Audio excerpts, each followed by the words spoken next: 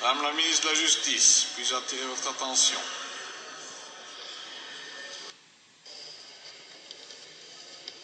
Merci, Monsieur le Président. Madame la ministre, la révélation de cas d'abus sexuels dans l'Église fut un séisme dans le monde entier et notre pays n'y échappa pas. Mais chez nous, en Belgique, le paradis de la pédocriminalité, depuis le début de l'enquête, tout est mis en œuvre pour que rien n'aboutisse.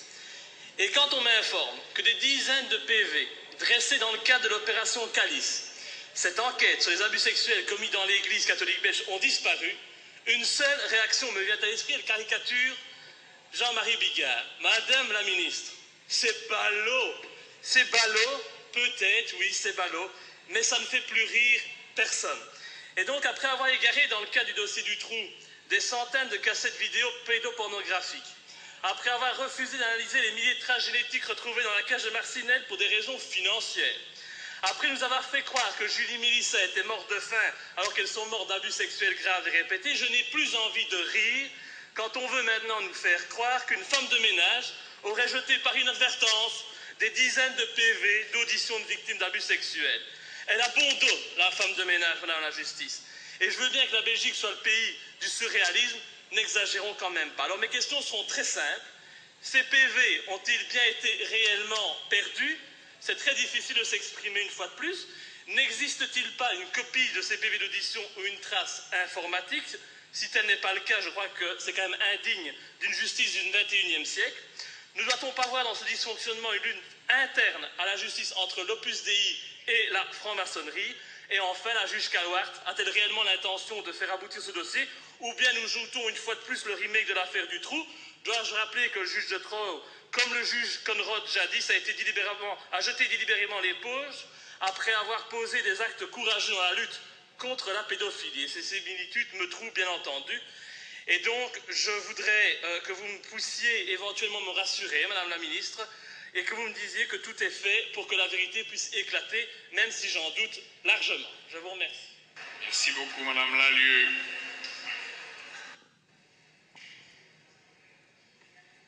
Merci, Monsieur le Président. Madame la Ministre, le parquet fédéral a confirmé que plusieurs dizaines de PV avaient disparu du dossier Calice.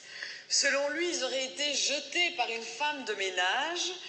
En tout cas, c'est l'hypothèse du parquet fédéral. Un juge d'instruction a dressé PV et le 30 octobre, la Chambre des mises en accusation statuera sur les conséquences dans le cadre de la procédure Calice. Madame la ministre, vous conviendrez que ce dossier n'est pas épargné, c'est un véritable vaudeville. Il n'en faudrait pas plus, Madame la ministre, pour adhérer à la thèse du complot, parce que ce n'est pas la première histoire. Monsieur Louis, je ne pense pas du tout à vous. Alors, on peut en tout cas, Madame la ministre, espérer que ce n'est pas une habitude de gestion des dossiers au sein du parquet. Faire disparaître des pièces jetées par une femme de ménage ou autre. Parce que sinon, il y a de quoi s'inquiéter par rapport à la gestion des dossiers au parquet. Alors, Madame la ministre, quelques questions. Avez-vous des informations sur les pièces disparues? Qu'est-ce qui fait penser aujourd'hui au parquet fédéral que c'est une femme de ménage qui a jeté les dossiers? Une enquête est-elle en cours? Quelle ampleur a-t-elle ces disparitions? A-t-on un inventaire des pièces disparues? Il semblerait aussi que le greffier ait emmené des pièces à la maison. Est-ce une habitude d'emmener des pièces d'un dossier à la maison? Et pourquoi a-t-il emporté ces pièces? Est-il fréquent qu'un greffier, Madame la ministre, emporte des pièces à la maison et ne les ramène pas au palais de justice? Et confirmez-vous qu'il existe une copie de l'ensemble de ces pièces? Je vous remercie. Merci, Madame Lallieu. Madame la ministre. Merci beaucoup, Monsieur le Président. Chers collègues, d'après les informations que j'ai obtenues du parquet fédéral, il s'avère effectivement qu'il manque 545 procès-verbaux originaux dans le dossier répressif. Il se pourrait que cela soit dû à la gestion administrative de cette instruction par l'ancien cabinet du juge d'instruction.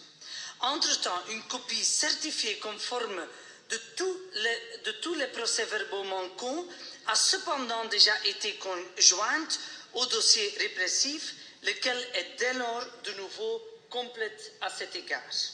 Il demeure évidemment souhaitable que la lumière soit faite dans cette affaire et que les procès-verbaux originaux manquants soient retrouvés et soient eux aussi joints au dossier répressif. C'est pourquoi le procureur fédéral a demandé à la Chambre des mises en accusation de Bruxelles d'examiner la régularité de la procédure soumise et, le cas échéant, de faire application de l'article 253 bis alinéa 6 du Code d'instruction criminelle, d'entendre en particulier le juge d'instruction Callewaert ainsi que le juge d'instruction de l'époque, M. de Troyes, et ses deux greffiers de l'époque, de prendre ensuite toutes les mesures qui s'imposent encore en vue de compléter le dossier d'instruction judiciaire. L'affaire est fixée à l'audience du 30 octobre 2012. Merci, Madame la Ministre. Monsieur Louis.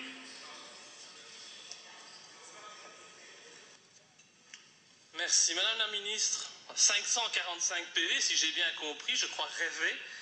Ça ne me fait venir qu'une seule image en tête, c'est franchement de qui se moque-t-on et comment peut-on encore faire confiance à une justice qui est capable de perdre 545 PV.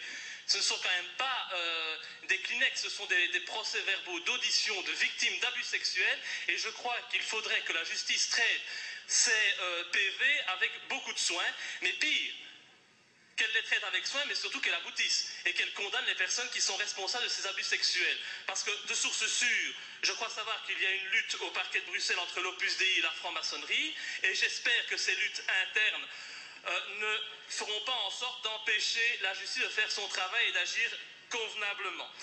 Et donc voilà, je crois qu'il y a eu suffisamment de faits dans ce dossier, la démission du juge de Troyes, l'annulation des perquisitions à l'archevêché et chez le cardinal Danneels.